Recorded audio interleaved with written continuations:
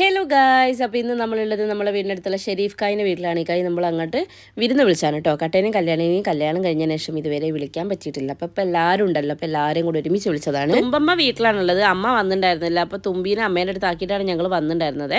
നമ്മളെ വീടിൻ്റെ അടുത്ത് തന്നെയാണ് കേട്ടോ ഇക്കായിൻ്റെ വീട്. സത്യം പറയാണെങ്കിൽ ഇവിടുത്തെ അയൽവാസികൾ എനിക്ക് അറിയാവുന്ന കുറച്ച് പേരിലുള്ളൊരു വീടാണ് ഈ വീട് കേട്ടോ.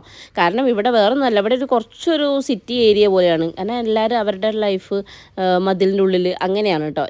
ഞാനിവിടെ വന്നതിന് ശേഷം ഫീൽ ചെയ്തത്. പക്ഷെ അമ്മ പറയാറുണ്ട് മുൻപ് അങ്ങനെയൊന്നും അല്ലായിരുന്നു, മുൻപ് എല്ലാവരും അങ്ങോട്ടോട്ട് പോവുകയും വരികയൊക്കെ ചെയ്യായിരുന്നു. പക്ഷേ ഇപ്പം എന്തോ ബിസി ലൈഫ് അങ്ങനെയാണ്. പക്ഷേ ഇപ്പോഴും എൻ്റെ നാട്ടിലാണെങ്കിലും ഇപ്പോൾ കല്യാണിൻ്റെ നാട്ടിലാണെങ്കിലും എല്ലാവരും അങ്ങോട്ടും ഇങ്ങോട്ടും അറിയാം, അങ്ങോട്ടോട്ട് പോവുകയും വരികയും വർത്താനം പറയാം അങ്ങനെയൊക്കെ ഉണ്ട് എന്ന്. പക്ഷേ ഇവിടെ അങ്ങനെ ഒരു ഫീൽ ഞങ്ങൾക്ക് ഇതുവരെ വന്നിട്ടില്ല. പക്ഷേ ഇവിടെ അറിയാവുന്ന വീടുകളിൽ ഒരെണ്ണമാണ് ഷെരീഫ് ഖായിൻ്റെ വീട്. കട്ട എവിടെ ജോലി ചെയ്യുന്നതെന്നുള്ളത് ആരൊക്കെയോ ചോദിച്ചിട്ടുണ്ടായിരുന്നു. അവൻ ആർമിയിലാണ് വർക്ക് ചെയ്യുന്നത്. ഞങ്ങൾ എവിടെ പോയാലും അവനോട് ആൾക്കാർക്ക് ചോദിക്കാനുള്ള ഇങ്ങനത്തെ കാര്യങ്ങളൊക്കെ ആയിരിക്കും കേട്ടോ. നിങ്ങൾക്ക് ട്രെയിനിങ് എത്ര വർഷം ഉണ്ടായിരുന്നു, നിങ്ങളിപ്പോൾ ഏത് ലെവലിലാണ്, അതാണ് അപ്പോൾ അങ്ങനത്തെ കാര്യങ്ങളൊക്കെ ആയിരിക്കും.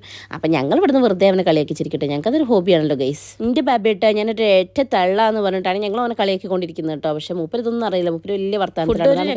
ഒരുപാട് കഴിക്കാൻ മുമ്പിലുണ്ടാകുമ്പോൾ കഴിക്കാൻ പറ്റില്ല എന്നുള്ളൊരവസ്ഥ ഉണ്ടാവില്ലേ, അത് എപ്പോഴും എനിക്ക് ഫീൽ ചെയ്യാറുണ്ട് കേട്ടോ. കാരണം ഞാൻ ഇന്ന് ഫുഡ് അടിച്ച് ശരിയാവുമെന്ന് വിചാരിക്കുന്ന ദിവസങ്ങൾ ശരിക്കും പറഞ്ഞാൽ എനിക്ക് ഫുഡ് കഴിക്കാൻ പറ്റാറില്ല. അങ്ങനെ ഞങ്ങൾ ആവുന്ന വിധത്തിൽ എങ്ങനെയൊക്കെയോ ഫുഡ് എടുത്ത് കഴിച്ചു മക്കളെ. വീണ്ടും പണി വാങ്ങാൻ കട്ടയുടെ ജീവിതം ഇനിയും ബാക്കിയെന്ന് പറഞ്ഞ പോലെ കട്ടയ്ക്ക് അടുത്ത പണി കിട്ടി ഗൈസ്. അങ്ങനെ നമ്മൾ കസ്റ്റാർഡൊക്കെ കഴിച്ചു. അത് കഴിഞ്ഞിട്ട് നമ്മൾ തിരിച്ച് പോകാനുള്ള പ്ലാനിലാണ്. അങ്ങനെ കുറച്ച് നേരം വർത്താനമൊക്കെ പറഞ്ഞ് ഞങ്ങളിത് ഇറങ്ങാനുള്ള പരിപാടി ഉണ്ടോ. ഇടയ്ക്ക് അമ്മേനെ ഒന്ന് വിളിച്ച് നോക്കിയപ്പോൾ തുമ്പി നൈസായിട്ട് കരയുന്നുണ്ടെന്ന് കേട്ട്. അപ്പോൾ എനിക്ക് തോന്നി, കാരണം വൈശാട്ടം ഇവിടെ ഉള്ളതുകൊണ്ട് തുമ്പിക്ക് കുറച്ച് സങ്കടം കൂടുതലായിരിക്കും. അല്ലെങ്കിൽ ഞാൻ അവിടേക്ക് ആക്കി പോകുന്നതോ കുഴപ്പമൊന്നും ഉണ്ടാവാറില്ല കേട്ടോ. അങ്ങനെ നമ്മളെ വീട്ടിലേക്ക് പോവാണ്. കണ്ടോ, അവിടെയാണ് നമ്മളെ വീട്, ഇത്രയും അടുത്താണ് കേട്ടോ വീട്. അങ്ങനെ ഞങ്ങൾ നടന്ന് വീട്ടിലെത്തി. തുമ്പമ്മേൻ്റെ അവസ്ഥ എന്താണെന്ന് പോയി നോക്കട്ടെ ഗായ്സ്. മോളെ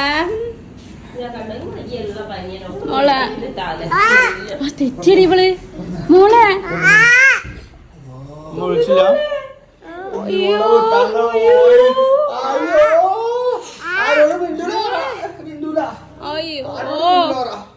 അയ്യോ ഇന്നോടവളെ തിരിച്ചൊക്കെ. അയ്യോ അയ്യോ അയ്യോ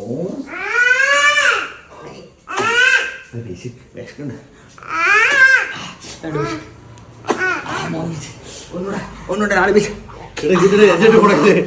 നാല് പീസ്.